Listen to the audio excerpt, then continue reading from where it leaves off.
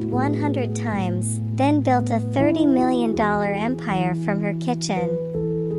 Ruth Ann Wallace didn't look like the kind of woman who would one day build an empire. She was quiet, soft-spoken, living in a cramped two-bedroom apartment in Savannah, Georgia. A single mom with 2 kids, a rusted Toyota Corolla, and a dream the size of the sky. She wanted to build a skincare brand that celebrated the beauty of black and brown skin, natural, honest, rooted in African heritage. But the road to that dream? It was paved with 100 failures. And each one had a name. Stay with me. Because by the end of this story, you might just believe in miracles again. The first time she tried making a shea butter blend, she forgot to sterilize the jars. Mold grew in 2 days.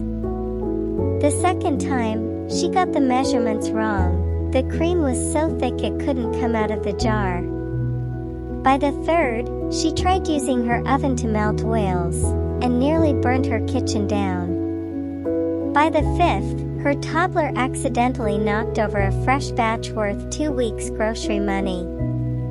The 10th batch? It was nearly perfect, until she spilled in frustration trying to carry it to a friend's boutique. She cried that night. But she didn't quit. She sent 20 emails to local stores. Only 2 replied, and both said, "We're not interested in homemade products." She paid $300 to join a vendor fair. She made $12. Her PayPal account got frozen due to a labeling mix-up.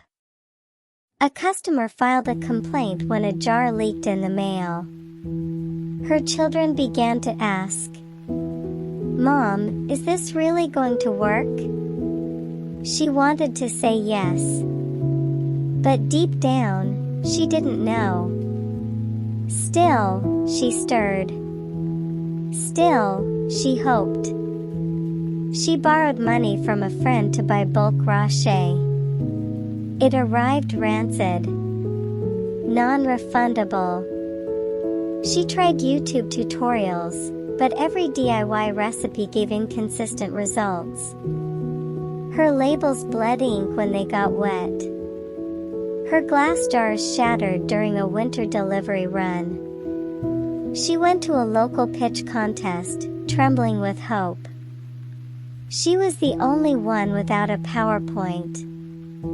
She didn't even make it past the first round. By fail 50, her bank account read $4.72. She looked at her reflection one night and whispered, "Maybe they're right. Maybe I'm not meant for more." But something in her heart whispered back, "Keep going." She tested 12 different preservatives. One gave off a strange odor. Another separated after 3 days. She tried using beeswax, only to learn her niece was allergic after breaking into hives. A local shop agreed to stock 10 jars, then returned them, unsold, months later. She hired a graphic design student for $50 to make a logo. The file was corrupted. He stopped answering her calls. She hosted a launch day on Instagram. One person showed up, her cousin. By failure 75, she'd sold fewer than 100 jars in 3 years. But she'd gained something, wisdom. She renamed her notebook 100 Lessons for One Dream. A customer loved her product, but had a severe nut allergy reaction. Ruth had to recall 30 jars and start researching nut-free formulations.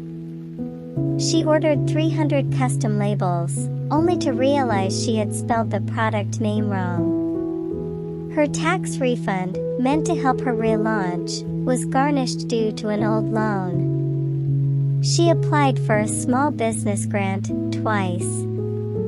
Rejected both times. On her 99th try, she signed a deal with a local wellness store, only for it to close 2 weeks later.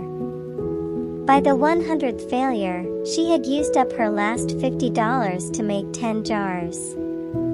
She told herself, "This will be my final attempt." And that's when the miracle happened. A neighborhood street fair. 10 jars on a folding table. No banners. No gimmicks. Just love. A woman rubbed the cream on her hands and gasped, "What is this?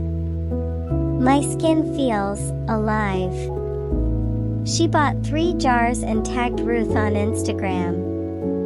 The post got 200 likes. Then 5,000.